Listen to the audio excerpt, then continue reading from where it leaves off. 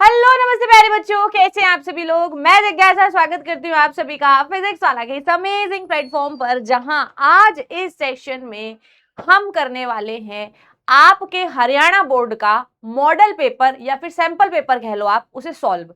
लेकिन model paper के questions के साथ साथ में हम कुछ थोड़े बहुत एक्स्ट्रा ऑब्जेक्टिव क्वेश्चन भी सेशन सॉल्व करने वाले हैं। तो हम ऐसा बोल सकते हैं कि भाई इस सेशन के अंदर हम ऑब्जेक्टिव सॉल्व करेंगे, उसके अलावा जो आपका बोर्ड का ऑफिशियल सैंपल पेपर रिलीज हुआ है उसे सॉल्व करेंगे। तो आ जाओ फिर बिना वक्त गवाए हम इस बात को स्टार्ट करते हैं ना, सेशन स्टार्ट करते हैं। यहां पर हमारे पास में पहला क्वेश्चन है कि सोडियम हाइड्रोक्साइड है ना, देखो NaOH, इसको क्या पढ़ते हैं, सोडियम हाइड्रोक्साइड। और बेटा इसका एक और नाम क्या होता है, इसका एक और नाम होता है कास्टिक सोडा, है ना। तो उसको आपको याद रखना है कि हम इसको कास्टिक सोडा भी बोलते हैं। सोडियम हाइड्रोक्साइड को हम क्या बोलते हैं, अगर किसी को नहीं पता है तो वही लिख लो कि ये सोडियम और OH का क्या मतलब है, हाइड्रो ऑक्साइड,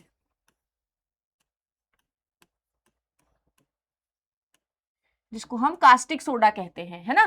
तो ये कैसा होता है, तो OH आ रहा है, जहां पर हाइड्रोक्साइड आता है वो क्या होते हैं, हमारे क्षार होते हैं, तो ये क्षार हो जाएगा। नीला लिटमस अम्ल में हो जाता है, तो भाई यहां पर हमने एक ट्रिक याद करी है, अनिल।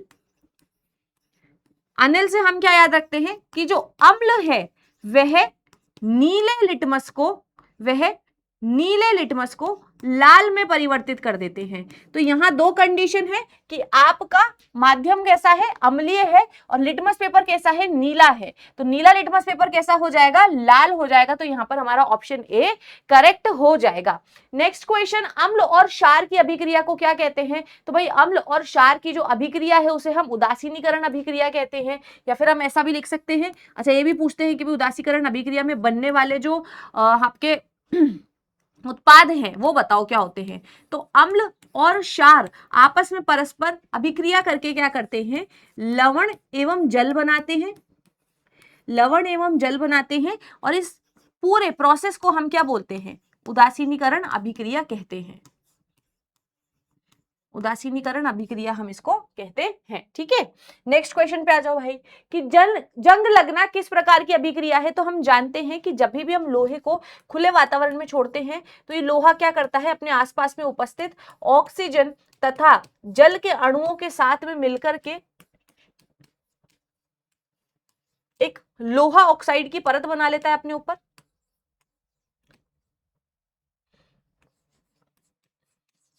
इसको बेटा हम ऐसे भी बोलते हैं, हाइड्रेटेड आयरन ऑक्साइड की परत बना लेता है, ठीक है। तो यहां हम क्या देख रहे हैं कि भाई ऑक्सीजन जुड़ रहा है ना, तो ये किस प्रकार की अभिक्रिया, किसी प्रकार की अभिक्रिया होती है, लोहे का जंग लगना एक ऑक्सीकरण अभिक्रिया होती है।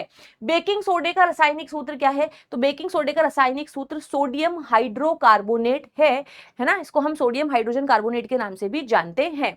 नेक्स्ट क्वेश्चन, धातुएं सामान्यता होती है, चार ऑप्शन में से बताना है कि भाई धातुएं जो है सामान्यता क्या होगी, अचालक होती है, नहीं। धातुएं जो है हमारी सुचालक होती है, विद्युत और ऊष्मा की। भंगुर होती है क्या, नहीं भाई ये तो आघातवर्धनी और तन्य होती है ना, तो तन्य आ गया है यहाँ पर, तन्य होती है। गैसीय होती है क्या, नहीं। जो हमारी धातुएं ज्यादातर ये ठोस रूप में उपस्थित होती है, केवल जो मरकरी है वह हमारा कक्षताप पर द्रव अवस्था में उपस्थित होता है। कौन सी धातु सबसे अधिक क्रियाशील है, तो पोटेशियम यहां पर जो है सबसे ज्यादा क्रियाशील होगा।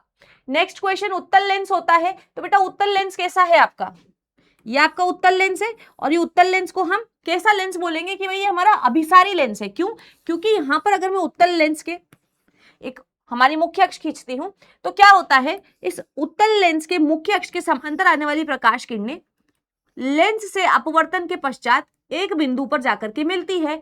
क्योंकि ये समांतर आने वाले प्रकाश पुंज को एक बिंदु पर इकट्ठा कर देता है, अभिसरित कर देता है, इसलिए हम इसको अभिसारी लेंस कहते हैं। अच्छा, अगर अवतल के लिए पूछ ले तो आप क्या लिखोगे कि अवतल लेंस अपसारी लेंस है। नेक्स्ट क्वेश्चन, निकट दृष्टि दोष को हम क्या कहते हैं भाई, निकट दृष्टि दोष को हम मायोपिया कहते हैं। ऐसे ही जो हमारा दीर्घ दृष्टि दोष होता है उसको हम हाइपरमेट्रोपिया बोलते हैं। मायोपिया का सुधार किससे होता है, तो मायोपिया का सुधार बेटा किससे होगा, देखो सबसे पहले तो समझो मायोपिया में होता क्या है। मायोपिया जिसको बेटा हम और क्या बोल रहे हैं, जिसको हम निकट दृष्टि दोष बोल रहे हैं। तो यहां मैंने आपको कैसे याद करवाया था, निकट दृष्टि दोष। तो इस दोष में क्या होता है, आपको पास का तो दिखाई देता है, पास की वस्तुएं तो आप देख सकते हो, लेकिन दूर रखी हुई वस्तुओं को आप नहीं देख पाते हो। क्यों? क्योंकि आंख के अंदर, नेत्र के अंदर प्रवेश करने वाली वह प्रकाश किरणें जो बहुत दूर से आ रही है, वह रेटिना के आगे आकर के ही कहीं पर मिल जाती है। वह क्या होती है, अपवर्तन के बाद में लेंस के रेटिना के आगे ही कहीं पर मिल जाती है। तो हम क्या चाहते हैं कि जो दूर से आने वाली प्रकाश किरणें थोड़ी सी और ज्यादा अपसारित होकर के आगे जाकर के मिले, और अपसारित लेंस कौन सा होता है, हमारा अवतल लेंस। तो यहाँ पर हम क्या लिख सकते हैं कि मायोपिया का सुधार करने के लिए हम अवतल लेंस का इस्तेमाल करते हैं, और दीर्घ दृष्टि दोष यानी कि हाइपरमेट्रोपिया का सुधार करने के लिए हम यहाँ पर उत्तल लेंस का इस्तेमाल करते हैं। ठीक है। ओम का नियम क्या है, तो ओम का नियम हमने पढ़ा था कि ये कहता है कि किसी भी चालक तार के दो सिरों के मध्य जो प्रवाहित धारा का मान है वो चालक तार के सिरों के मध्य जो विभवांतर है उसके समानुपाती होता है। वहां से अगर हम समानुपाती का चिन्ह हटाते हैं तो हमारे पास में ये एक्सप्रेशन आ जाता है। तो यही हमारा ओम का नियम कहलाएगा, जहां पर आर एक नियतांक है जिसका एसआई मात्रक ओम होता है। विद्युत धारा की इकाई क्या होती है, एम्पियर होती है। अगेन ये तो बहुत सिंपल था। विद्युत शक्ति का सूत्र क्या है, विद्युत शक्ति का सूत्र बेटा 3 होते हैं। विद्युत शक्ति को हम VI से भी लिखते हैं, इसको हम I²R भी लिखते हैं, और इसको हम V²R भी लिखते हैं। तो इसमें से कौन सा वाला सही हो जाएगा, VI वाला सही हो जाएगा, VI वाला यहाँ पर सही हो जाएगा। नेक्स्ट, घरेलू विद्युत आपूर्ति के लिए वोल्टेज क्या होता है, तो हमारे घरों के अंदर जो भी विद्युत सप्लाई आती है वो 220 वोल्ट की आती है। और इसका अगर आपसे हर्ट्ज पूछ ले कि भाई इसकी आवृत्ति क्या होती है, घरेलू विद्युत परिपथ के अंदर जो हमारे पास में करंट आता है उसकी आवृत्ति क्या होती है, तो आवृत्ति भी बच्चों याद रखना है, यहाँ पर 50 हर्ट्ज जो है उसकी आवृत्ति होती है, अगर पूछ ले बाई चांस तो। विद्युत फ्यूज क्या है, तो भाई एक सुरक्षा करने का कार्य होता है इसका। जो हमारा विद्युत फ्यूज है बेटा, इसका गलनांक जिसको हम मेल्टिंग पॉइंट बोलते हैं वो बहुत कम होता है, और जनरली किसका बना हुआ होता है, ये टिन, देखो 2 तरीके से लिखा हुआ आता है बुक्स के अंदर, ये टिन और लेड का मिश्र धातु भी हो सकता है, या फिर ये टिन और कॉपर का मिश्र धातु भी हो सकता है। किसी किसी किताब के अंदर टिन प्लेटेड कॉपर वायर भी बोला गया है। तो जो हमारा विद्युत फ्यूज एक सुरक्षा आपूर्ति यंत्र है एक तरीके से, जिसको हम हमारे घरेलू परिपथ में कैसे जोड़ते हैं, सीरीज में जोड़ते हैं। जब धारा का अधिक मान इस फ्यूज से होकर के निकलता है तो ज्यादा गर्म होने के कारण इसका मेल्टिंग पॉइंट कम होता है, तो ज्यादा गर्म होगा तो ये टूट जाएगा, जिसके कारण परिपथ जो है हमारा ब्रेक हो जाता है बीच में से। बना हुआ किसका होता है, अक्सर क्वेश्चन आता है, तो यहाँ पर आपको ध्यान रखना है। नेक्स्ट हमारा सोलोनॉइड के अंदर चुंबकीय क्षेत्र कैसा होता है, तो एक सोलोनॉइड के अंदर चुंबकीय क्षेत्र है बेटा वो समान होता है। इस तरीके का आपका सोलोनॉइड है। सोलोनॉइड के अंदर जो बनने वाला चुंबकीय क्षेत्र है वह इसके भीतर कैसा होता है, समान होता है, सभी पॉइंट पर एक जैसा होता है। प्रकाश संश्लेषण क्लोरोप्लास्ट के अंदर होता है, तो इजी था। अनुवांशिकी के जनक कौन है, तो भाई सर ग्रेगर जॉन मेंडल जो है अनुवांशिकी के जनक हैं। हार्मोन स्रावित किससे होते हैं, तो हार्मोन ग्रंथियों से स्रावित होते हैं। और उत्पादक कौन होते हैं, उत्पादक मतलब जो क्या करेंगे, चीजों का मैन्युफैक्चरिंग कर रहे हैं, बना रहे हैं। तो हमारी खाद्य श्रृंखला के अंदर जो उत्पादक है बेटा वो पौधे होते हैं। ओजोन परत हमें किससे बचाती है, तो ओजोन परत जो है हमें पराबैंगनी किरणों यानी कि यूवी रेस से बचाती है। नेक्स्ट है मानव आंख में प्रतिमा या फिर प्रतिबिंब कहां बनता है, तो मानव नेत्र के अंदर 3 लेयर बताई थी, उसमें से जो सबसे अंदर की लेयर है जिसको हम दृष्टि पटल या फिर रेटिना बोलते हैं, वहां पर जो है प्रतिबिंब किसी भी वस्तु का बनता है। और प्रतिबिंब कैसा होता है, वह हमारा प्रतिबिंब उल्टा बनता है। और उल्टा कैसा, उल्टा प्रतिबिंब कैसा होता है, वास्तविक होता है। विद्युत ऊर्जा की इकाई क्या है, ये बार बार क्वेश्चन पूछा जाता है, तो ध्यान रखना कि जो विद्युत ऊर्जा की इकाई है वो किलोवाट घंटा होती है। फ्लेमिंग के बाएं हाथ का नियम मोटर से संबंधित है। जो भी हमारी इलेक्ट्रिक मोटर होती है, पंखा, वॉशिंग मशीन, ये सब इलेक्ट्रिक मोटर पर आधारित सिद्धांतों पर बनाई गई एक मशीनें हैं। तो इसके अंदर किसका नियम लगता है, फ्लेमिंग के बाएं हाथ का नियम लगता है। दायां कट गया है तो उसके बारे में ध्यान, मतलब ऐसा परेशान नहीं होना है कि भाई मैम दाया नहीं पढ़ाया आपने, दाया कट चुका है हमारा। अच्छा, अम्ल का पीएच 7 से कम होता है, अम्ल H+ आयन देते हैं। तो यहाँ पर बेटा कथन और कारण दोनों ही सत्य है। क्यों भाई, क्योंकि जब हम किसी भी विलयन का पीएच मान ज्ञात करते हैं तो पीएच मान को हम कैसे ज्ञात करते हैं, उस उस विलयन में उपस्थित H+ आयन की संख्या से ज्ञात करते हैं। अब क्योंकि pH मान जो है किसी भी विलयन में उपस्थित हाइड्रोजन आयन की संख्या के व्युत्क्रमानुपाती होता है, तो ये एक दूसरे को बता सकते हैं, एक दूसरे को बैलेंस कर रहे हैं कि हाँ भाई हाइड्रोजन आयन की सांद्रता ज्यादा होने की वजह से pH मान जो है वो 7 से कम होता है। धातुएं विद्युत की अच्छी चालक होती है, उनमें मुक्त इलेक्ट्रॉन होते हैं, तो बिल्कुल सही बात है कि भाई धातुओं के अंदर मुक्त इलेक्ट्रॉन के कारण ही वह विद्युत की सुचालक होती है।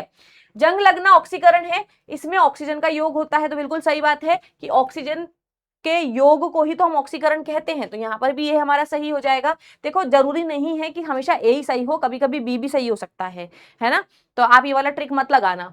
अवतल दर्पण अभिसारी होता है, ये प्रकाश किरणों को एक बिंदु पर लाता है, सही बात है भाई।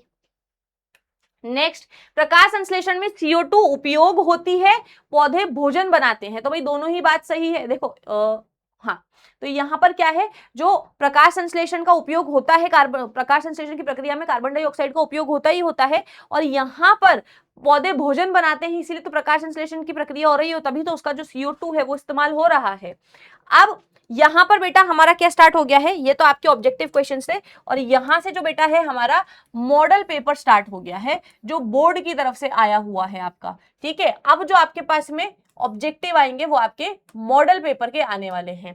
ठीक है, तो यहाँ फर्स्ट क्वेश्चन है, निम्नलिखित में से कौन सा पदार्थ लेंस बनाने के लिए उपयोग नहीं किया जाता है। अगेन ये आपका एनसीईआरटी का क्वेश्चन है, एनसीईआरटी के क्वेश्चंस बहुत अच्छे से करके जाना बच्चों। तो यहाँ पर मिट्टी जो है भाई, लेंस बनाने के लिए हमें दो सतह चाहिए होती है और दोनों पारदर्शी होनी चाहिए, तो ये तीनों तो पारदर्शी है, मिट्टी पारदर्शी नहीं होती, इसलिए मिट्टी का इस्तेमाल नहीं कर सकते हैं।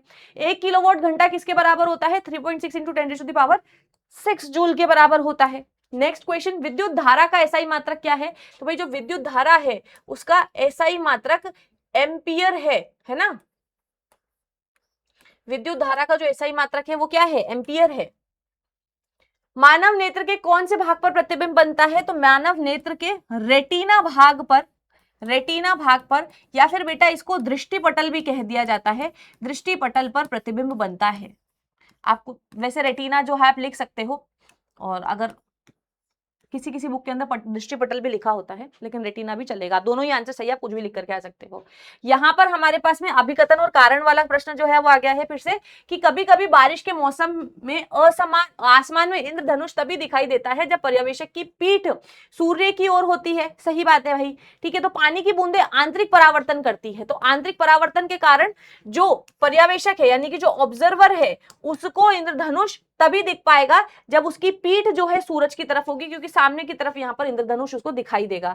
पानी की बूंदे जो है आंतरिक परावर्तन करती है, इसके कारण जो देखो जैसे मान लो पे पानी की बूंद है, तो इसे पढ़ करके यहाँ पर क्या होता है, अंदर ही वापस आंतरिक परावर्तन होता है, इसके कारण जो भी इंद्रधनुष है वो सूरज के सामने बनता है, तो सूरज के सामने बनने के कारण हमें क्या करना पड़ता है, सूरज की तरफ पीठ करनी पड़ती है।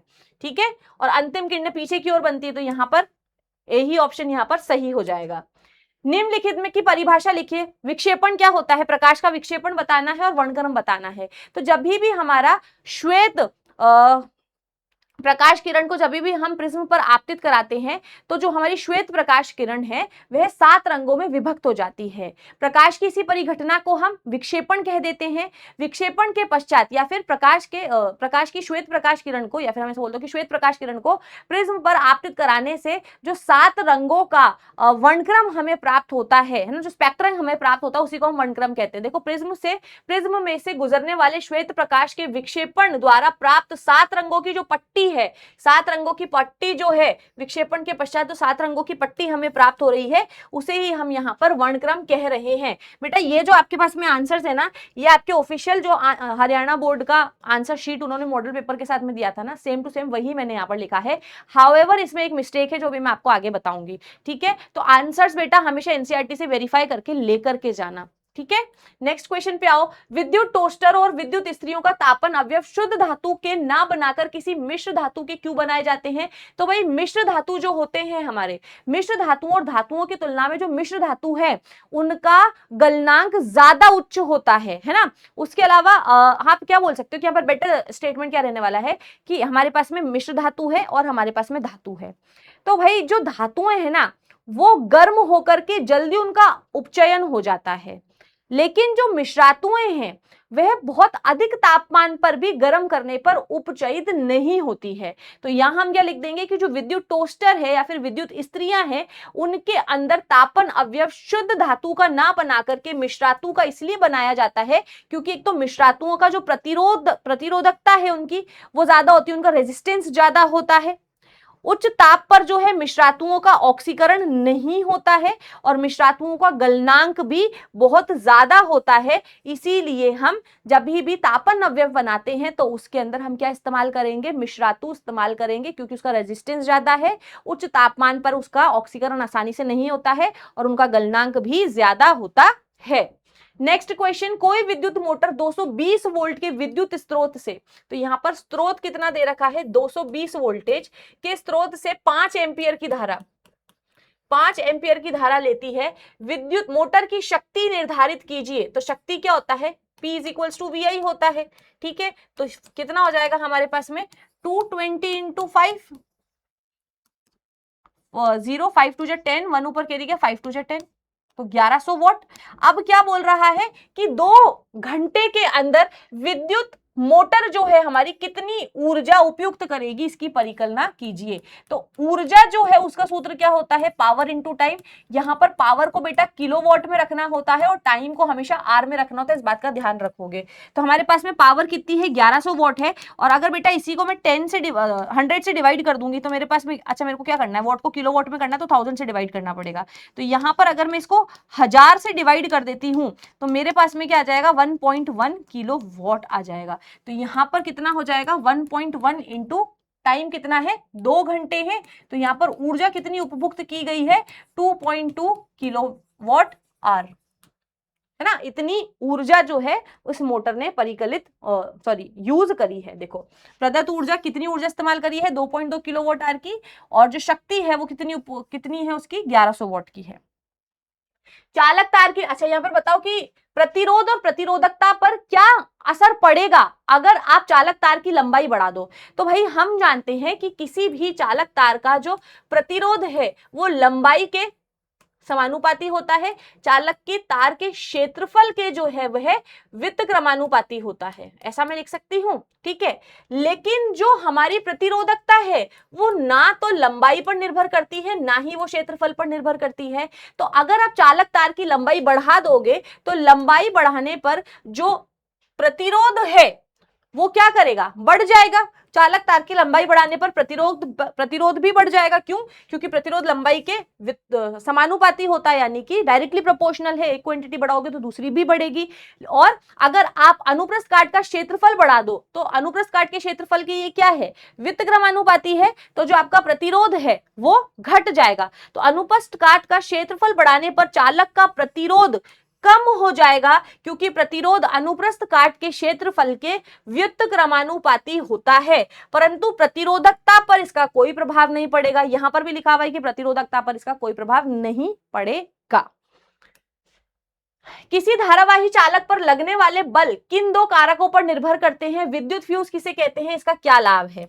तो भाई किसी भी क्या था क्वेश्चन, एक मिनट, किसी धारावाही चालक पर लगने वाला बल, तो भाई किसी धारावाही चालक पर लगने वाला बल 2 चीजों पर निर्भर करता है। एक तो भाई कि उस धारावाही चालक को हमने कितने प्रबल चुंबकीय क्षेत्र में रखा है और उस धारावाही चालक से कितना ज्यादा अमाउंट का करंट जो है वह फ्लो कर रहा है। अगर यहां पर आप फोर्स निकालते हो तो वो आती है IBL मतलब करंट पर, कि चालक तार से कितना करंट फ्लो कर रहा है, कितने प्रबल चुंबकीय क्षेत्र में आपने उस चालक तार को रखा हुआ है, और वह लंबाई जिससे करंट जो है फ्लो कर रहा है। मतलब चालक तार की वो लंबाई जो चुंबकीय क्षेत्र में आ रही है उसकी लंबाई पर ये निर्भर करता है। अगर चालक तार का ज्यादा हिस्सा ज्यादा चुंबकीय क्षेत्र में आ रहा है तो बहुत ज्यादा यहाँ पर बल लगेगा। तो आप यहाँ पर इन दोनों को स्पेसिफाई कर सकते हो कि करंट और चुंबकीय क्षेत्र पर निर्भर करता है। विद्युत फ्यूज किसको कहते हैं, यहां पर ये लिखा है धारा की प्रबलता पर, चुंबकीय क्षेत्र की प्रबलता पर। नेक्स्ट क्या है, विद्युत फ्यूज यह सीसा, देखो आ गया ना, लेड, सीसा व टिन की मिश्र धातु की तार होती है जिसका गलनांक कम होता है। फ्यूज परिपथ की लघु पतन और अतिभारण से रक्षा करता है। तो मान आप ऐसा बोल सकते हो कि भाई एक सुरक्षा युक्ति है जिसका इस्तेमाल हम घरेलू विद्युत परिपथ में करते हैं, जो हमें अतिभारण और लघु पतन से हमें सुरक्षा प्रदान करता है। फ्यूज को चीनी की मिट्टी या फिर प्लास्टिक के खोल के अंदर हम रखते हैं और जिसे फ्यूज कैरियर भी हम कहते हैं। अब फ्यूज के लाभ क्या है, तो फ्यूज क्या करता है, विद्युत यंत्र खराब होने से बचाता है। देखो हमारे घरों के अंदर जो करंट आता है वो किससे आता है, विद्युन्मय तार और उदासीन तार से आता है। ये तार कहाँ जाते हैं, मीटर के अंदर जाते हैं और उसके बाद में मीटर के साथ में यहाँ पर क्या लगा हुआ होता है, फ्यूज लगा हुआ होता है। और उसके बाद में फ्यूज के बाद में क्या आता है भाई, यहाँ पर हमारा डिस्ट्रीब्यूशन बॉक्स आता है। आजकल डिस्ट्रीब्यूशन बॉक्स के साथ में एमसीबी लगी हुई आती है, तो थोड़ा सिस्टम चेंज हो गया है। तो अब क्या होता है कि जैसे ही फ्यूज हमारा पहले लगा होता है, फ्यूज हमारा पहले लगा होगा, ये हमारा फ्यूज हो गया है और ये हमारा मीटर है। तो अगर एक स्पेसिफिक अमाउंट से ज्यादा करंट, जैसे मान लो कि हमारे घरों के अंदर जो भी तार आने हैं उसमें अधिकतम 5 एम्पियर की धारा आनी चाहिए, लेकिन मान लो कि बिजली विभाग से ही कुछ गड़बड़ हो गई है, वहां पर मशीनों में कुछ दिक्कत आ गई है जिसकी वजह से जो हमारे तार है उनमें से 7 एम्पियर का करंट आ रहा है। तो ज्यादा करंट आने की वजह से तो भाई जो हमारा फ्यूज वायर है, ये फ्यूज वायर ज्यादा करंट आने की वजह से गल करके टूट जाएगा, जिसकी वजह से परिपथ जो है हमारा टूट गया है बीच में से। तो जो करंट है वो आगे फ्लो करके हमारे घर के विद्युत उपकरणों में नहीं जाएगा और हमारे घर के जो विद्युत उपकरण है वो है खराब होने से बच जाएंगे। परिपथ में अतिभारण का पता लग जाता है कि भाई देखो ओवरलोडिंग हो रही थी तभी तो ये गल गया है। लघु पतन से बचाता है, लघु पतन से बचाता है यानी कि शॉर्ट सर्किटिंग से बचाता है। और परिपथ में लघु पतन के कारण उत्पन्न होने वाली आग से सुरक्षा देता है। भाई शॉर्ट सर्किट से बचाएगा और शॉर्ट सर्किट की वजह से आग लग जाती है, उस आग से भी हमें ये सुरक्षा प्रदान करता है। तो बहुत ही बेसिक क्वेश्चन है। देखो ये भी पूरा फिजिक्स चल रहा है, इसमें केमिस्ट्री का सेगमेंट अलग है, बायो का अलग है।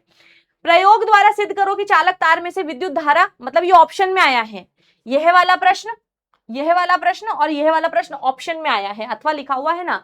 तो यहां पर आपको क्या करना है कि किसी चालक तार में से विद्युत धारा प्रवाहित करने पर उसके चारों ओर चुंबकीय क्षेत्र उत्पन्न होता है। तो भाई जब भी किसी विद्युत धारा से विद्युत कभी भी किसी भी चालक से जब विद्युत धारा प्रवाहित होती है तो यह चुंबक की भांति व्यवहार करता है और इसके चारों ओर, इसके क्या होता है, चालक के चारों ओर चुंबकीय क्षेत्र उत्पन्न हो जाता है तथा तार के प्रत्येक बिंदु पर सकेंद्रीय वृत्ताकार चुंबकीय क्षेत्र रेखाएं जो है वह उत्पन्न हो जाती है। अब इसको बताने के लिए हमें क्या करना पड़ेगा, एक एक्टिविटी देनी पड़ेगी। तो यहाँ पर हम क्या कर रहे हैं कि किसी विद्युत धारावाही सीधे चालक तार, हमारा विद्युत धारावाही सीधा तार है, इसके आठ चुंबकीय क्षेत्र की रेखाओं को निरूपित सकेंद्रीय वृत्तों के पैटर्न, वृत्तों पर अंकित तीर रेखाओं के दिशाओं को दर्शाते हैं। तो यहाँ पर देखो ये हमारा तार है, तार के इर्द गिर्द क्या बन रही है, सकेंद्रीय वृत्त बन रहे हैं।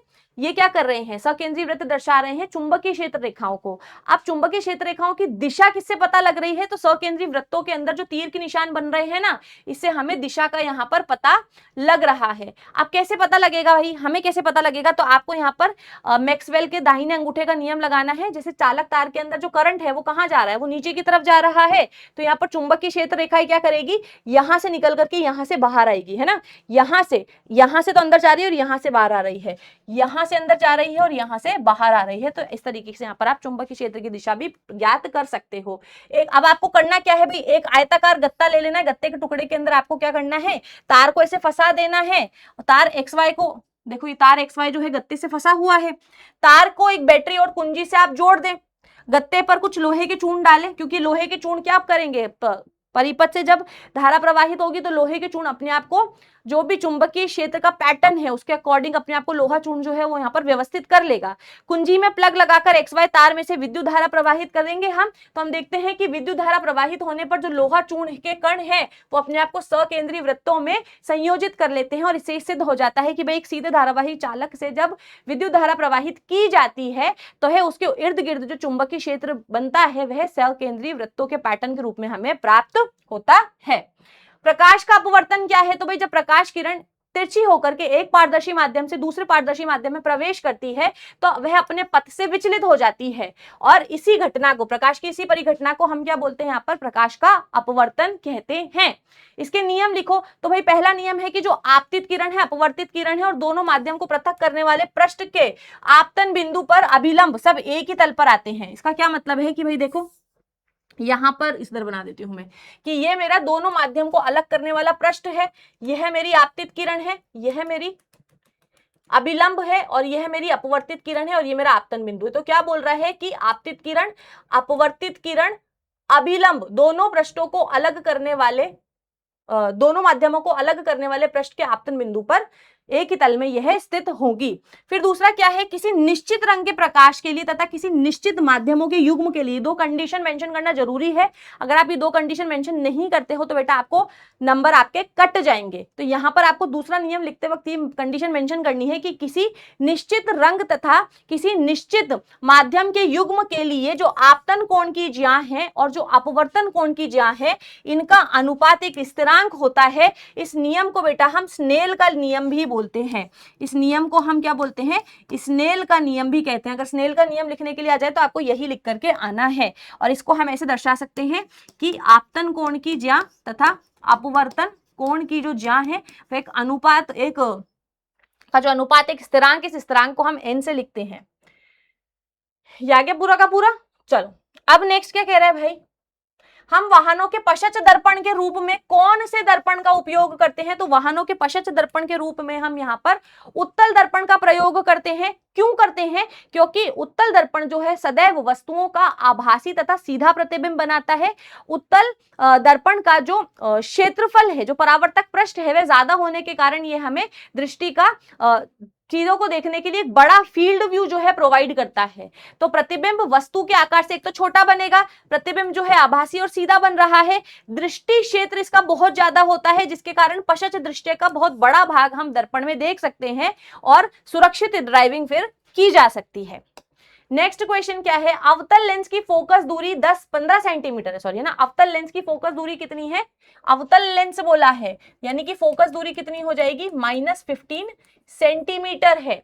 बिंब को लेंस से कितनी दूरी पर रखे, बिंब को, है ना, आपको क्या करना है, जो आपका ऑब्जेक्ट है उसके लिए पूछ रहा है कि उसको कितनी दूरी पर रखे कि इसके द्वारा बिंब का लेंस से 10 सेंटीमीटर दूरी पर प्रतिबिंब बने। तो आपको यहाँ पर V दे रखा है। अब यहाँ पर बेटा इसने क्या बोला है, अवतल लेंस बोला है, और अवतल लेंस क्या करता है, प्रकाश किरणों को इस तरीके से फैला देता है ना, प्रकाश किरणों को इस तरीके से फैला देता है। तो इससे जो भी हमारा प्रतिबिंब बनता है ना वो इस साइड बनेगा। तो यहाँ पर हमारे पास में ये क्या हो जाएगा, पॉजिटिव साइड, ये हमारे पास में क्या हो जाएगा, यहाँ पर नेगेटिव साइड। तो यहाँ पर हमारे पास में V का वैल्यू कैसा आ जाएगा बेटा, नेगेटिव आ जाएगा, -10 सेंटीमीटर आ जाएगा। देखो यहाँ पर V का वैल्यू -10 सेंटीमीटर, और फोकस दूरी भी कितनी आएगी बेटा, अवतल है ना इसलिए माइनस की आएगी फोकस दूरी भी। अब यहाँ पर उसने लेंस बोला है तो आप लेंस सूत्र के अंदर यहाँ पर वैल्यू पुट कर दो।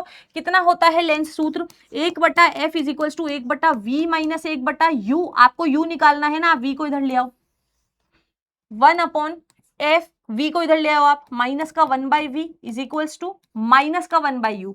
ये u के साइन को तो हमने नहीं छेड़ा है, माइनस का 15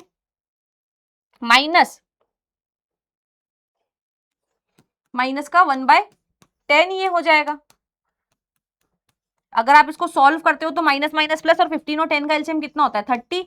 15 की टेबल में कितनी बार आएगा, 2 बार आएगा, इधर माइनस माइनस प्लस हो जाएगा। तो हमारे पास में u का वैल्यू क्या आ रहा है, सॉरी -1/u का वैल्यू क्या आ रहा है, हमारे पास में -1/u का वैल्यू जो आ रहा है वो आ रहा है 1/30, 1/30 आ रहा है, = माइनस का 1/u। अब यहाँ से u का वैल्यू क्या आ जाएगा, -30 आ जाएगा, क्योंकि माइनस के साइन को हम दूसरी साइड भेज देंगे। तो यहाँ पर जो हमारा बिंब है उसको हम लेंस के आगे 30 सेंटीमीटर की दूरी पर रखेंगे। दर्पण सूत्र लिखिए। तो भाई दर्पण सूत्र तो बहुत इजी है, 1/f = 1/v + 1/u। कि उस दर्पण का नाम बताइए जिससे बिंब का सीधा तथा आवर्धित, सीधा और आवर्धित, तो तो यहाँ पर वो कौन सा दर्पण हो जाएगा, अवतल दर्पण हो जाएगा। क्यों मैम, सीधा प्रतिबिंब तो प्लेन दर्पण से भी बनता है, समतल से भी बनता है, लेकिन समतल दर्पण से जो प्रतिबिंब बनता है वो वस्तु के समान आकार का होता है। दूसरा, उत्तल दर्पण से भी वास्तविक तथा सीधा प्रतिबिंब बनता है, लेकिन वह वस्तु से छोटे आकार का होता है।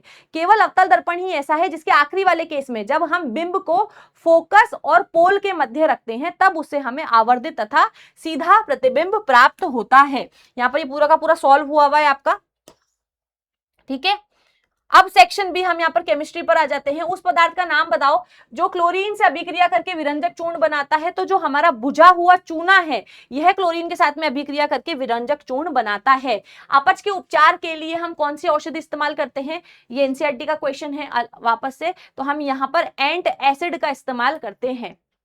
नेक्स्ट क्वेश्चन, डैश एक धातु है जो ऊष्मा की सबसे अच्छी चालक है। तो बेटा यहाँ पर जो चांदी है वह चांदी ही ऊष्मा तथा विद्युत की सबसे अच्छी चालक है। नेक्स्ट, मिश्रातु क्या होते हैं। तो भाई जब हम किसी धातु का या फिर किसी धातु और अन्य, देखो धातु को भी मिक्स कर सकते हो और धातु के साथ में अधातु का भी मिक्स कर सकते हो। तो किसी धातु का किसी अन्य धातु या फिर किसी अधातु के साथ समांगी मिश्रण को हम मिश्रातु कहते हैं, जैसे कि कांसा तथा पीतल। मतलब आप सिंपल से अगर अपन डेफिनेशन देखें तो दो धातु के समांगी मिश्रण, दो या दो से अधिक धातु के समांगी मिश्रण को या फिर किसी धातु तथा अधातु के समांगी मिश्रण को हम यहाँ पर मिश्रातु कह देते हैं। उदाहरण यहाँ पर लिखा हुआ है। नेक्स्ट क्वेश्चन है हमारा, निम्नलिखित प्रश्नों में दो कथन है, ठीक है भाई। सफेद सिल्वर क्लोराइड सूरज की रोशनी में ग्रो हो जाता है, सही बात है। एक्चुअली में होता क्या है, जब हम सिल्वर क्लोराइड को सूर्य की रोशनी में रखते हैं तो यहाँ पर सूर्य के प्रकाश पड़ने की वजह से, सूर्य का प्रकाश पड़ने की वजह से जो हमारा सिल्वर क्लोराइड है जो कि सफेद रंग का होता है, ये ग्रे कलर के सिल्वर के अंदर विघटित हो जाता है और यहाँ से क्लोरीन गैस जो है बाहर निकल जाती है। तो यहाँ पर ये लिखा है कि सूर्य के प्रकाश की उपस्थिति में सिल्वर क्लोराइड का अपघटन होकर के सिल्वर धातु और क्लोरीन गैस बनती है, इसीलिए यहाँ पर वह सफेद से ग्रे कलर का हो जाता है। वायु में जलाने से पहले, अगेन एनसीईआरटी का क्वेश्चन है, ये रिबन को साफ क्यों किया जाता है, क्योंकि जो हमारा जो मैग्नीशियम है वह एक क्रियाशील धातु है। वायु के संपर्क में आकर के ये ऑक्सीजन के साथ में अभिक्रिया करके अपने ऊपर एक मैग्नीशियम ऑक्साइड की परत बना लेता है और यह परत हमें अगर ये परत मैग्नीशियम के ऊपर जमी रहेगी तो हम अभिक्रिया ठीक से नहीं कर पाएंगे। यह परत मैग्नीशियम के जलने में रुकावट उत्पन्न करती है, अवरोध उत्पन्न करती है, तो भाई इसको हटाने की आवश्यकता होती है। इसलिए मैग्नीशियम रिबन को वायु में जलाने से पहले हम इसको रेजमाल से साफ करके मैग्नीशियम ऑक्साइड की परत इसके ऊपर से हटा देते हैं। नेक्स्ट क्या है, HCl और HNO3 जलीय विलयन में अम्लीय अभिलक्षण क्यों प्रदर्शित करते हैं, जबकि एल्कोहल तथा ग्लूकोज जैसे यौगिक विलयनों में अम्लीयता अभिलक्षण नहीं प्रदर्शित करते हैं। भाई जो हमारे HCl है और जो नाइट्रिक अम्ल है यह दोनों ही जल में वियोजित होकर के H+ आयन दे रहे हैं, तो H+ आयन देने की वजह से यह अम्लीय लक्षण प्रदर्शित करते हैं। लेकिन जो हमारे ग्लूकोज और एल्कोहल है बेटा ये जल में वियोजित होकर के H+ आयन उत्पन्न नहीं करते हैं और H+ आयन उत्पन्न होने की वजह से ये अम्लीय गुण प्रदर्शित नहीं कर पाते हैं। सिंपल सा इसका लॉजिक है। धातुएं जल के साथ में किस प्रकार अभिक्रिया करती, तो बेटा यहां पर क्वेश्चन में थोड़ा सा आपका जो आंसर छपा हुआ है आपके बोर्ड के अंदर है ना, जो इसकी ऑफिशियल आंसर शीट ही लगाई है मैंने यहां से, है ना, कि बोर्ड ने ही यहाँ पर आंसर प्रोवाइड करे थे, मैंने वही यहाँ पर अप्लाई लगा दिए हैं। लेकिन यहाँ पर एक एरर है कि भाई यहाँ पर जो हमारी धातुएं हैं, धातुएं जल के साथ कैसे अभिक्रिया करती है, तो भाई धातुओं की अभिक्रियाशीलता के आधार पर जो धातुएं हैं, कुछ धातुएं ठंडे जल के साथ अभिक्रिया करती है, कुछ धातु गर्म जल के साथ अभिक्रिया करती है और कुछ धातुएं जो है वह भाप के साथ में अभिक्रिया करती है। तो धातु जब H2O के साथ में अभिक्रिया करती है तो धातु हाइड्रोक्साइड या धातु ऑक्साइड बनाती है और साथ में हाइड्रोजन गैस बनती है। अगर हमारी धातु जल के साथ में अभिक्रिया कर रही है ना, तो ये धातु हाइड्रोक्साइड बनाएगी, और अगर हमारी धातु भाप के साथ में अभिक्रिया कर रही है ना, तो यह धातु ऑक्साइड बनाती है। तो देखो धातुएं जल के साथ क्रिया करके धातु हाइड्रोक्साइड या धातु ऑक्साइड बनाती है। इस प्रक्रम में हाइड्रोजन गैस भी उत्पन्न होती है। जो अधिक अभिक्रियाशील धातु है जैसे कि सोडियम, पोटेशियम, ये ठंडे जल के साथ में अभिक्रिया करके सोडियम हाइड्रोक्साइड बनाती है और हाइड्रोजन गैस उत्पन्न करती है, सही बात है। कम क्रियाशील धातु जैसे मैग्नीशियम और कैल्शियम लगाओ यहाँ पर, है ना, गर्म जल के साथ में अभिक्रिया करके धातु हाइड्रोक्साइड बनाती है। मैंने क्या बोला है, गर्म चाहे ठंडा जल, गर्म जल के साथ अभिक्रिया करे चाहे ठंडे जल के साथ में अभिक्रिया करे, ये जो धातुएं हैं वे ठंडे व गर्म दोनों ही जल के साथ में अभिक्रिया करके धातु हाइड्रोक्साइड बनाएगी यहाँ पर। तो ये करेक्शन की यहाँ पर जरूरत है ना,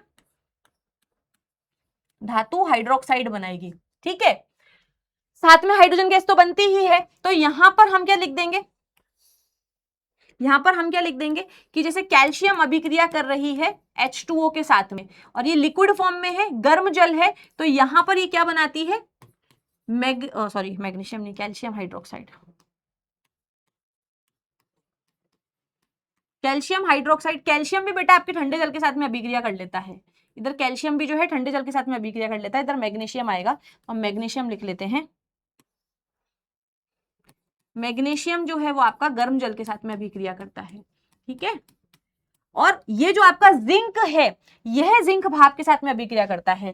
फेरस, एल्यूमिनियम और जिंक जैसी क्रियाशील धातु जो है, इनकी क्रियाशीलता कम होने के कारण ये भाप के साथ में अभिक्रिया करके धातु ऑक्साइड बनाती है। इस प्रक्रम में भी हाइड्रोजन गैस उत्पन्न होती है। तो ये वाला रिएक्शन आपका सही है, लेकिन यहां पर करेक्शन करना है। और देखो, जो सोडियम और पोटेशियम इतनी ज्यादा तीव्रता से अभिक्रिया करती है कि पानी के अंदर ब्लास्टिंग साउंड आता है। जो हाइड्रोजन गैस बनती है ना, वह उस ऊष्मा इतनी ज्यादा यहाँ पर उत्पन्न होती है कि वो जो हाइड्रोजन गैस है वो ज्वलनशील होने के कारण ऐसे वो जलने लगती है, जिसकी वजह से यहाँ पर बहुत ज्यादा ऊष्मा भी उत्पन्न हो रही है। जब हमारा कैल्शियम और मैग्नीशियम हमारे जल के साथ में अभिक्रिया करते हैं तो इनकी सतह पर हाइड्रोजन गैस के बुलबुले चिपक जाते हैं, जिसकी वजह से कैल्शियम और मैग्नीशियम जो है पानी की सतह पर तैरने भी लगते हैं। तो यहाँ पर ये करेक्शन बेटा आप ध्यान रखोगे। ठीक है, नेक्स्ट है हमारा धातुओं के संबंध में इन पदों की व्याख्या कीजिए। तन्यता क्या है, तो भाई धातुओं का वह गुणधर्म जिसके कारण हम उनको पीट करके लंबे लंबे या फिर खींच करके उनको लंबे लंबे तारों में परिवर्तित कर सकते हैं, धातुओं का यह गुण तन्यता कहलाता है। वह गुण जिसके कारण उन्हें खींच करके तार बनाया जा सकता है, तन्यता कहलाता है। ऊष्मा और विद्युत की सुचालक है, तो भाई जो धातुएं हैं ऊष्मा और विद्युत की सुचालक होती है, क्योंकि इनके अंदर मुक्त इलेक्ट्रॉन होते हैं। मुक्त इलेक्ट्रॉन के कारण क्या करते हैं, ये ऊष्मा का स्थानांतरण कर सकते हैं, तथा ऊष्मा के स्थानांतरण भी कणों के द्वारा एक बिंदु से दूसरे बिंदु तक हो सकता है। उदाहरण के लिए सोना, चांदी और तांबा जो है ऊष्मा और विद्युत के अच्छे चालक हैं। ध्वनिक क्या है भाई, जब हम किसी भी धातु को किसी कठोर तल से टकराते हैं तो यहाँ पर वह घंटी की तरह आवाज उत्पन्न करती है और धातु के इस गुणधर्म को हम तन्यता कह देते हैं। जैसे स्कूल के अंदर बेल होती है, टन टन की आवाज आती है, तो वह उसका ध्वनिक गुण ही है। कार्बोनेट अयस्क से जिंक धातु के निष्कर्षण को रासायनिक समीकरण द्वारा स्पष्ट कीजिए। तो भाई कार्बोनेट अयस्क है, तो कार्बोनेट अयस्क है, तो बेटा हम कौन सा मेथड लगाएंगे यहां पर, बताओ। कार्बोनेट अयस्क है तो जिंक कार्बोनेट हो जाएगा हमारा। इसको हम क्या करेंगे, धातु ऑक्साइड में परिवर्तित करने के लिए। अब कार्बोनेट की अयस्क इसके अंदर ऑलरेडी ऑक्सीजन है, तो हम इसको वायु की कमी के अंदर या फिर वायु की अनुपस्थिति के अंदर हम इसको गर्म करते हैं, जिससे कि ये धातु ऑक्साइड यानी कि जिंक ऑक्साइड और कार्बन डाइऑक्साइड में परिवर्तन हो जाती है, और इस प्रक्रिया को हम निस्तापन बोल देते हैं, कैल्सिनेशन इंग्लिश के अंदर। अब जो जिंक ऑक्साइड हमें मिलता है, इसका हम कार्बन के साथ में अपचयन करके जिंक धातु की प्राप्ति यहां पर कर लेते हैं। नेक्स्ट है एथेनॉल से एथेनॉइक अम्ल में परिवर्तित करने के लिए ऑक्सीकरण अभिक्रिया क्यों कहते हैं। तो भाई जब हम एथेनॉल से कार्बोक्सिलिक अम्ल बना रहे हैं, ये यहां आएगा, है ना, एक मिनट,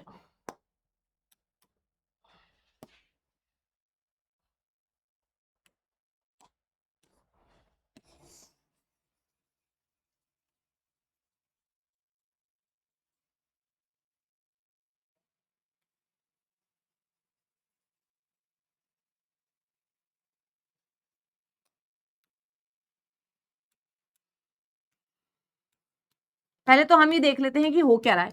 जब हम एल्कोहल को गर्म करते हैं, जब हम एल्कोहल को गर्म कर रहे हैं क्षारीय पोटेशियम परमैंगनेट या फिर अम्लीकृत पोटेशियम डाइक्रोमेट की उपस्थिति के अंदर, तो ये पोटेशियम परमैंगनेट और पोटेशियम डाइक्रोमेट बहुत अच्छे उपचायक होते हैं। ये बहुत अच्छे से ऑक्सीजन देने का काम करते हैं, है ना। तो यहाँ पर ये दोनों क्या करते हैं, दोनों में से किसी भी एक की उपस्थिति में आपको एल्कोहल के साथ में इसको गर्म करना है। दोनों के एक की उपस्थिति में आप एल्कोहल को गर्म करोगे तो ये क्या करेंगे, एक ऑक्सीजन जो है एल्कोहल में जोड़ देते हैं। अब यहाँ से क्या होता है बेटा, पहले तो हम यहाँ पर लिखते हैं कि कार्बोक्सिलिक अम्ल बनता है। वो क्या होता है, CH3COOH। तो यहां पर क्या होता है, यहां से दो ऑक्सीजन निकल जाते हैं। अगर मैं इसको ऐसे भी तो लिख सकती हूँ ना, मैं इसको ऐसे भी तो लिख सकती हूँ CH3C2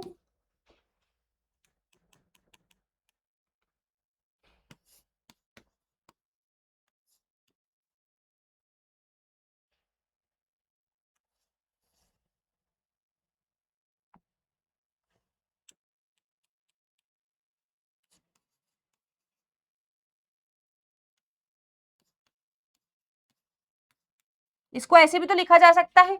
तो यहां से ये दो ऑक्सीजन, यहां से दो हाइड्रोजन हट जाते हैं, यहां से जब दो हाइड्रोजन निकलते हैं तो दो आपके पास में, कार्बन के पास में दो वैलेंसी फ्री हो जाती है। उस दो वैलेंसी की जगह एक ऑक्सीजन आकर के जुड़ जाता है और क्या कर देता है, एल्कोहल को एथेनोइक अम्ल में परिवर्तित कर देता है। तो यहां पर एथेनॉल के अंदर ऑक्सीजन के जुड़ने की वजह से वो एथेनोइक अम्ल बन रहा है, इसीलिए हम इसको एक ऑक्सीकरण अभिक्रिया कहते हैं। सिंपल।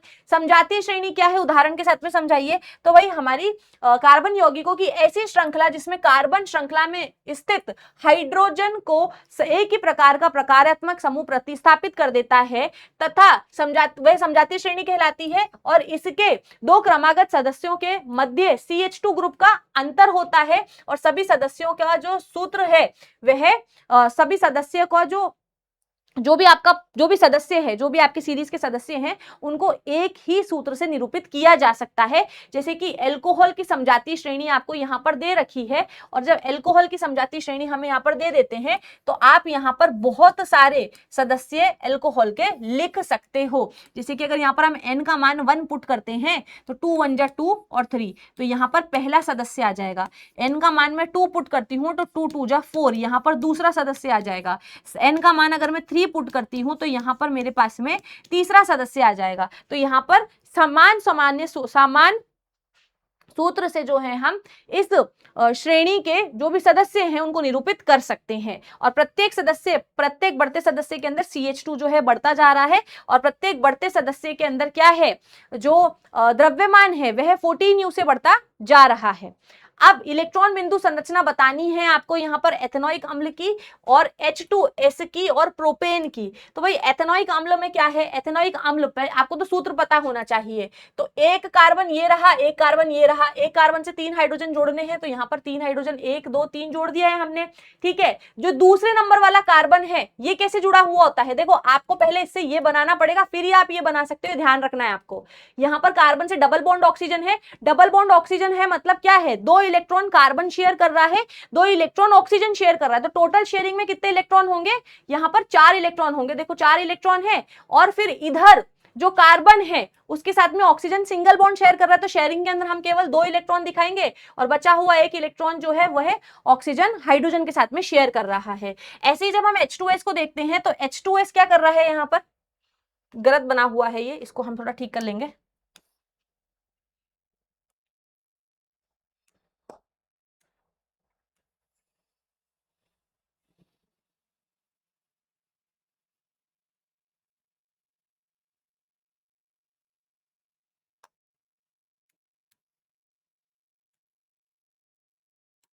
बहुत ही गंदा बनाया था।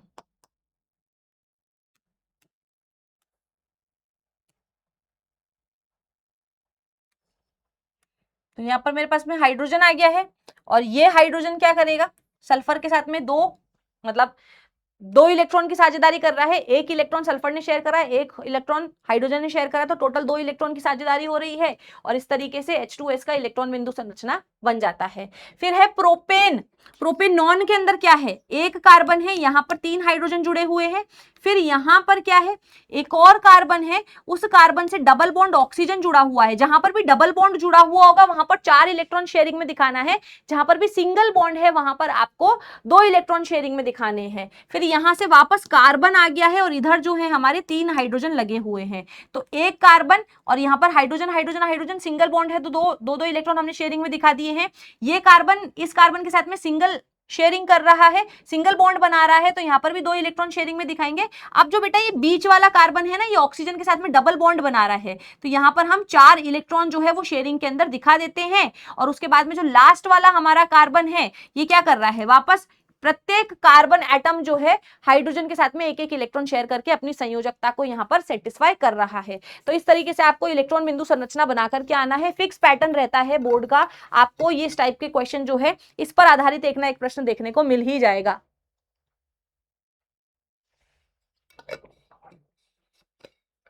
ठीक है, तो ये इलेक्ट्रॉन बिंदु पर आधारित एक ना एक क्वेश्चन आपको एग्जाम में देखने को मिलेगा ही मिलेगा। नेक्स्ट क्वेश्चन क्या है, बी क्वेश्चन, बी पार्ट क्या है इसका, बी पार्ट है इसका कि कार्बन एवं उसके यौगिकों के उपयोग अधिकतर अनुप्रयोग में ईंधनों के रूप में क्यों किया जाता है। तो भाई जो कार्बन है भाई वो एक बहुत अच्छा कार्बनिक यौगिक है और कार्बन यौगिकों को तो भाई हम जलाते हैं तो बहुत ज्यादा ऊष्मा ये उत्पन्न करते हैं। तो कार्बन एवं उसके यौगिकों का उपयोग अधिकतर अनुप्रयोग में ईंधनों के रूप में इसलिए किया जाता है क्योंकि ये ऑक्सीजन में जलने पर बहुत अधिक मात्रा में ऊष्मा और प्रकाश उत्पन्न करते हैं। इन्हें एक बार जलाने के बाद में निरंतर जलते रहते हैं। इनका ज्वलन ताप ना तो बहुत ज्यादा है ना बहुत कम है, तो इनको आसानी से स्टोर करके रखा जा सकता है। पूर्ण दहन इनका होता है जिसके कारण धुआं और अवशेष पीछे नहीं छोड़ते हैं। क्लीन फ्यूल है ये एक प्रकार का, इसलिए हम ऐसा बोल सकते हैं। और इसका प्रयोग करना आसान है तथा इसका कैलोरी मान उच्च है। कैलोरी मान उच्च है मतलब कि यह बहुत ज्यादा मात्रा में ऊर्जा उत्पन्न करता है, इसीलिए। ठीक है, बेसिक क्वेश्चन है। थर्ड हमारा लास्ट सेगमेंट है जीव विज्ञान का, जिसमें हमें बायोलॉजी मतलब जीव विज्ञान मतलब बायोलॉजी, और यहां पर हमारा लास्ट सेगमेंट है ओजोन परत पृथ्वी को किससे बचाती है? अभी मैंने थोड़ी देर पहले ऑब्जेक्टिव में भी कराया था, पराबैंगनी किरणों से। निम्न में से कौन सा मादा जनन का भाग नहीं है? तो शुक्रवाहिका मादा जनन का भाग नहीं है, ये नर में आता है। स्वपोषी और प्रकाश में, सॉरी स्वपोषी, चश्मा है तो भी ठीक नहीं दिख रहा है। स्वपोषी सौर प्रकाश में निहित ऊर्जा को ग्रहण करके उसे रासायनिक ऊर्जा में, है ना, उसे रासायनिक ऊर्जा में परिवर्तित कर लेते हैं। रासायनिक ऊर्जा में परिवर्तित कर लेते हैं। विभिन्न जीवन प्रक्रियाओं को पूरा करने के लिए ऊर्जा की आवश्यकता होती है, सही बात है। माइटोकॉन्ड्रिया में ऊर्जा एटीपी के रूप में प्राप्त होती है, सही बात है। तो कथन और कारण दोनों ही सत्य है, और जो कारण है वो कथन की सही व्याख्या भी करता है। दो तांत्रिक कोशिकाओं के बीच में, तांत्रिक नहीं तंत्रिका, दो तंत्रिका कोशिकाओं के मध्य जो न्यूरॉन है या फिर जो खाली स्थान होता है दो तंत्रिकाओं की कोशिका के मध्य, जिसको हम सिनेप्स या फिर अंतग्रथन भी कहते हैं, वह क्या है? मतलब उसमें क्या होता है कि मध्य अंतर्गतन में क्या होता है, बताओ। तो यहां पर भाई जैसे मान लो कि मेरे पास में ये कोशिका है, ये कोशिका है मेरी, इस कोशिका, ये मेरा एक न्यूरॉन कोशिका है, उसका ये पीछे लास्ट वाला पार्ट है, और यहां से कोई दूसरी न्यूरॉन कोशिका जो है वो स्टार्ट होने वाली है।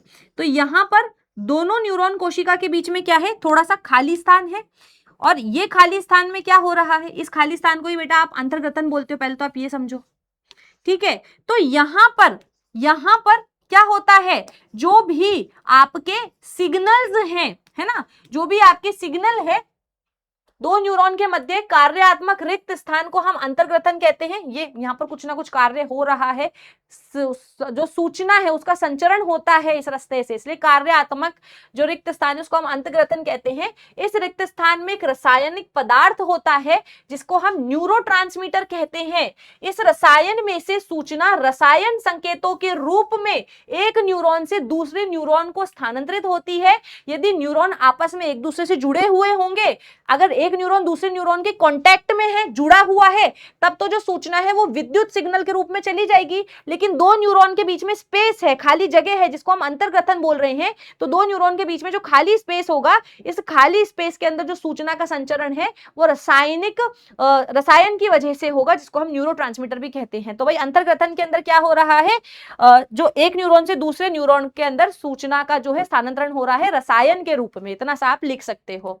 नेक्स्ट क्वेश्चन क्या है? एक लिंगी और द्विलिंगी पुष्प क्या होते हैं? तो ऐसे पुष्प जिसमें केवल कोई एक जनन भाग उपस्थित होगा तो उसको मैं एक लिंगी पुष्प बोल दूंगी। उदाहरण क्या हो जाएगा? पपीता, तरबूज। ऐसे पुष्प जिसके अंदर नर व मादा दोनों ही जनन भाग उपस्थित होते हैं उन्हें हम द्विलिंगी पुष्प कह देते हैं, जैसे सरसों, टमाटर, मटर आदि। विभिन्न गर्भ निरोधक युक्तियां कौन सी है? तो भाई यहां पर हमारे पास में बहुत सारी गर्भ निरोधक युक्तियां हैं, जैसे कि यहां पर हम फिजिकल मेथड्स बोले जिनको हम कॉन्डम्स बोलते हैं। तो कॉन्डम्स का इस्तेमाल आप कर सकते हो, रोधिका नहीं लिख कर आप कॉन्डम्स इस्तेमाल कर सकते हो, जो कि हमारे यांत्रिकी प्रतिरोध है। बेटा आपको पता होना चाहिए कौन सा प्रतिरोध किस प्रकार का, इसको ऐसे मेंशन करके आना, यह यांत्रिक प्रतिरोध है, फिजिकल मेथड्स हैं। ये क्या करते हैं? शुक्राणुओं को मादा जनन भाग में एंटर करने ही नहीं देते हैं। रासायनिक विधि के अंदर बेटा कुछ स्पेशल प्रकार की क्रीम आती है, जेल आती है, जो शुक्राणुओं को मार देती है। इन क्रीम या जेलों को मादा जनन भाग पर अप्लाई किया जाता है। जब शुक्राणु इनके कांटेक्ट में आते हैं तो स्वयं ही नष्ट हो जाते हैं। इसके अंदर क्रीम का इस्तेमाल किया जा सकता है, या फिर इसके अंदर टैबलेट भी आती है जो क्या करती है? अंड को बनने ही नहीं देती है।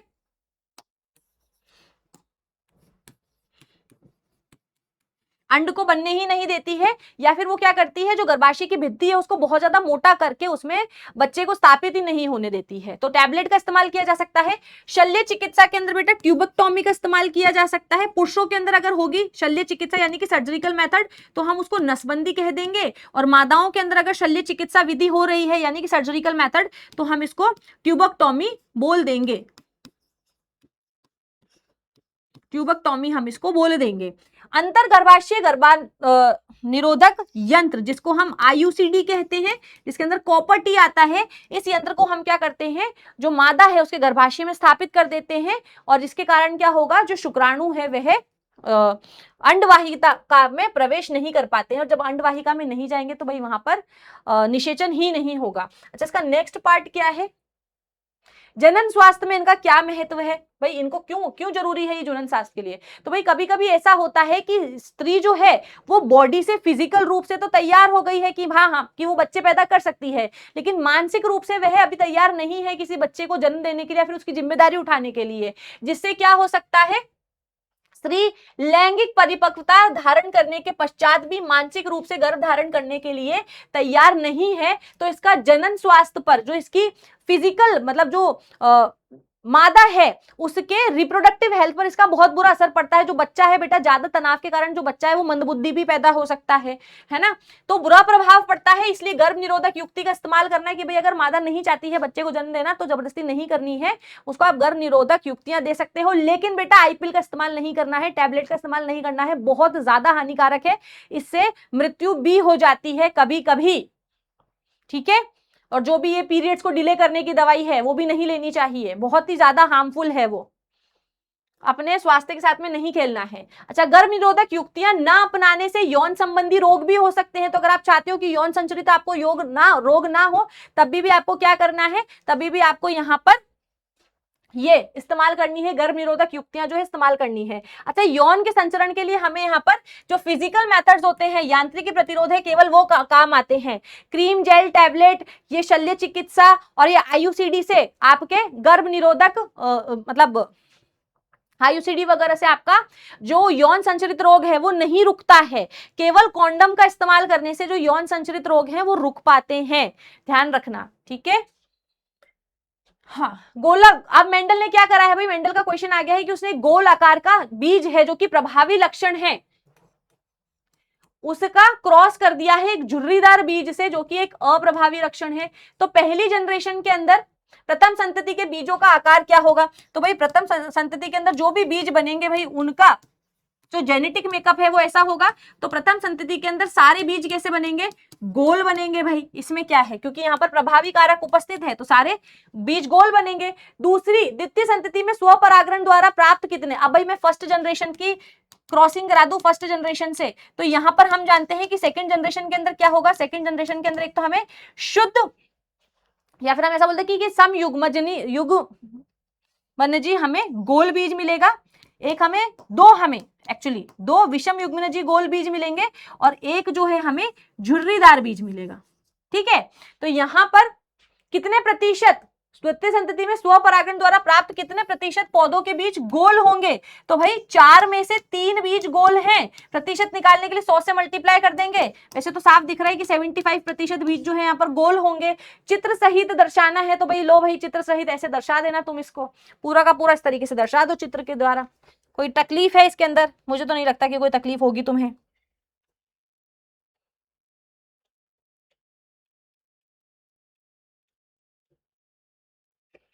डन, आगे चले। जब गोलाकार, ये तो मैंने आपको पूरा का पूरा समझा दिया, वही लिखा हुआ है, 3/4 बीज जो है, 3/4 बीजों का आकार गोलाकार होगा अतः पौधे में प्रभावी लक्षण है तथा झुर्रीदार बीज अप्रभावी लक्षण है। अच्छा, इसने कुछ और भी पूछा था क्या, बता दिया, ठीक है। अनुवांशिकी को परिभाषित कीजिए, तो भाई पैतृक गुणों का संतति में स्थानांतरण ही हमारा अनुवांशिकी कहलाता है। अनुवांशिकता देखो, चैप्टर से सेम चैप्टर से क्वेश्चन आ रहा है और आपको ऑप्शन मिल रहा है, तो भाई आप ऐसा कोई चैप्टर स्किप नहीं कर सकते हो, ठीक है। अनुवांशिकता कार्य विधि किस प्रकार की होती है? तो भाई किस होता कैसे है? तो भाई मानव जो है, मानव के अंदर कोशिका होती है, कोशिका के अंदर नाभिक है और उनकी नाभिक के अंदर डीएनए उपस्थित होता है जो कि एक अनुवांशिकी पदार्थ है। डीएनए के प्रत्येक खंड को हम जीन कहते हैं। मतलब अगर आप डीएनए को और ज्यादा जूम करके देखते हो तो उसके अंदर छोटे छोटे खंड नजर आएंगे जिसको हम जीन कहते हैं। जीन प्रत्येक गुणों को संतति यानी कि जो भी हमारे पेरेंटल कैरेक्टर्स हैं उनको वो क्या करता है, संतति के अंदर पहुंचाने का कार्य करता है। प्रत्येक लक्षण के लिए एक जीन होता है। बालों के कलर के लिए अलग जीन है, हाइट के लिए अलग जीन है, आंख के कलर के लिए अलग जीन है, स्किन के कलर के लिए अलग जीन है, होंठ के कलर के लिए अलग जीन है, होंठ के शेप के लिए अलग जीन है, कानों के लिए अलग जीन है। मतलब हर प्रकार के लिए यहाँ पर अलग जीन होता है। हर लक्षण के लिए एक अलग जीन होता है जो जनक से बच्चे के अंदर वंशानुगत हो जाता है। इन जीन पर एक प्रोटीन उत्पादन के संश्लेषण के लिए निर्देश होते हैं। एक्चुअली में बेटा क्या है, आपका ये डीएनए है, ये डीएनए क्या करता है, आरएनए में परिवर्तित होता है। मतलब डीएनए डबल चेन होती है, उसको बीच में से काट दो तो आरएनए बन जाएगा। फिर ये आरएनए क्या करता है, आरएनए के ऊपर ऐसे राइबोसोम बैठते हैं और ये क्या करते हैं, प्रोटीन संश्लेषण करते हैं। इन प्रोटीन के ये प्रोटीन डिसाइड करता है कि भाई आपका स्किन का कलर क्या है। मेलेनिन ज्यादा बना रहा है ये प्रोटीन, बहुत अच्छा एंजाइम यहाँ पर एक्ट कर रहा है, बहुत ज्यादा मेलेनिन बन रहा है तो बाल काले हो जाएंगे। मेलेनिन बहुत कम बन रहा है तो स्किन के सेल्स के अंदर तो आपका जो स्किन का कलर है वो व्हाइट हो जाएगा। ठीक है, तो एक जीन के विशेष प्रोटीन के संश्लेषण का यहाँ पर संकेत देती है। कैसे काम कर रहा है वो पूरा बताना, तो मैंने शॉर्टकट में पूरा ही बता दिया है। जो लक्षण को अभिव्यक्त करता है, अब ये प्रोटीन जो है आपको एक्सप्रेस करेगा, प्रोटीन एक्सप्रेस करेगा कि आप कैसे दिखोगे। इस प्रकार जीन जो है अनुवांशिकता की आधारभूत इकाई है। बेटा ये वाली लैंग्वेज एनसीईआरटी में नहीं लिखी हुई है तो आप प्लीज इस आंसर को अपने हाथ से एक बार जरूर लिख लेना और जो भी क्वेश्चन प्रैक्टिस कर रहे हो उसको अपने हाथ से लिख करके देखो तो आपको पता पड़ेगा कि एग्जाम में आप कितना सोच करके पेपर में लिख पा रहे हो। वायवीय और अवायवीय श्वसन क्या होता है? वायवीय श्वसन वह श्वसन है जो ऑक्सीजन की उपस्थिति में होता है, अवायवीय श्वसन ऑक्सीजन की अनुपस्थिति के अंदर होता है। इसके अंदर जो अंतिम पदार्थ है वो कार्बन डाइऑक्साइड और जल होता है। इसमें जो अंतिम पदार्थ है वह एथेनॉल और लैक्टिक अम्ल होता है। दूसरा क्या है, इसके अंदर ऊर्जा जो है अधिक मात्रा में उत्पन्न होती है, इसमें ऊर्जा कम मात्रा में उत्पन्न होती है। भोजन के पचने में लार की क्या भूमिका है? तो भाई भोजन के जब हम भोजन खाते हैं तो हमारे मुंह से लार निकलती है, थूक निकलता है। उस थूक के अंदर टाइलिन नाम का एक एंजाइम होता है। यह टाइलिन नाम का एंजाइम क्या कर रहा है, यह टाइलिन नाम का एंजाइम भोजन में उपस्थित स्टार्च यानी कि मंड जो कि एक जटिल अणु है उसको माल्टोज या माल्टोज मत लिख कर क्या ना शर्करा लिखना, शर्करा के अंदर परिवर्तित कर देता है। भूमिका क्या है? अच्छा एक तो ये क्या कर रहा है, दो भूमिकाएं होती है लार की भोजन के पाचन में। एक तो ये क्या करता है, भोजन में उपस्थित मंड को शर्करा में परिवर्तित कर रहा है। दूसरा यह हमारे भोजन के साथ में मिक्स होकर के उसको स्लिपरी बना देता है, चिकना बना देता है ताकि हम उसको सुगमता से निगल सके। तो लार जो है मुंह के खोल को साफ रखती है, भोजन को चिकना एवं मुलायम बनाती है। ये इंपॉर्टेंट है कि चिकना और मुलायम बनाती है जिससे भोजन को चबाने में आसानी हो और बड़े टुकड़ों को छोटे टुकड़ों में तोड़ने में सहायता करता है। और इसके अलावा भाई आप ये लिखोगे भोजन को निगलने में सहायक है। जब ये मुलायम और चिपचिपा हो जाता है तो उसको निगलने में आसानी होती है, तो ये भोजन को निगलने में सहायता करता है। मानव पाचन तंत्र का एक नामांकित चित्र बनाना है, सेम चैप्टर से आपको ऑप्शन मिल रहे हैं। स्वपोषी और स्वपोषी पोषण के लिए आवश्यक शर्तों का वर्णन कीजिए। तो भाई आपको डायग्राम में पिछली क्लासेस में भी बना करके दिखा चुकी हूं, है ना, कि हमारा जो नाक है और इसके नीचे मुंह है, तो इस मुंह से क्या है, हमारी मुख गुहा की शुरुआत हो जाती है। यहाँ पर हमारे पास में जीभा है और यहाँ पर हमारे पास में दांत है। ये जीभ जो है पीछे एक्सटेंड होकर के एसोफेगस बनाती है। एसोफेगस से यहाँ पर हमारा एक जे शेप का ऑर्गन बनता है जिसको हम अमाशय बोलते हैं। अमाशय थोड़ा सा नीचे जाता है और यहाँ पर एक पर्दे जैसा स्ट्रक्चर बना दो भाई, पर्दे जैसा स्ट्रक्चर बना दो, है ना। और यहां से ऐसा परिशेषिका निकाल दो, अपेंडिक्स जिसको हम बोलते हैं। यहां से आप इसको कंप्लीट करोगे, यहाँ पर ये हमारा गूदा द्वार आ जाएगा और अंदर जो है इसे फोल्ड करके आप क्या करोगे, स्मॉल इंटेस्टाइन बना दोगे। बेटा मानव पाचन तंत्र बहुत ज्यादा इंपॉर्टेंट है, उसके अलावा नेफ्रॉन का स्ट्रक्चर बहुत ज्यादा इंपॉर्टेंट है। ठीक है,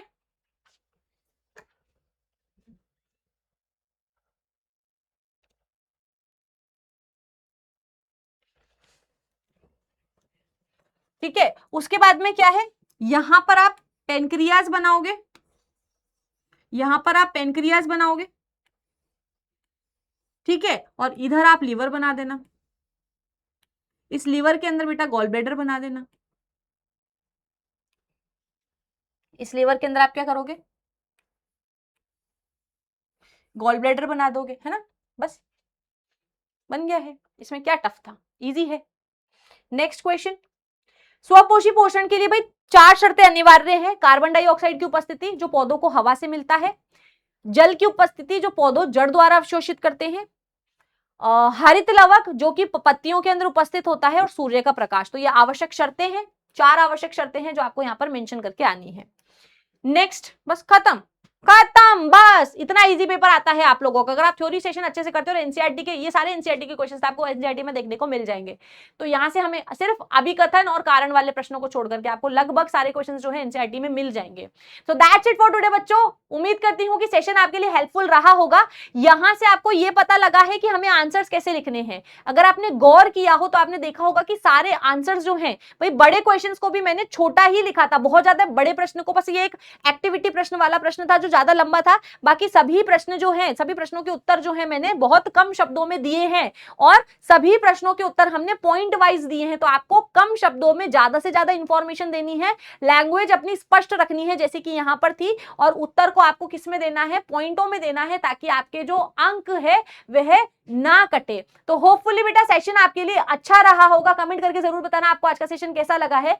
मिलूंगी आपसे मैं अगली क्लास में कुछ नए प्रश्नों के साथ। तब तक के लिए पढ़ते रहेंगे, ख्याल रखेंगे अपना। Till then bye bye.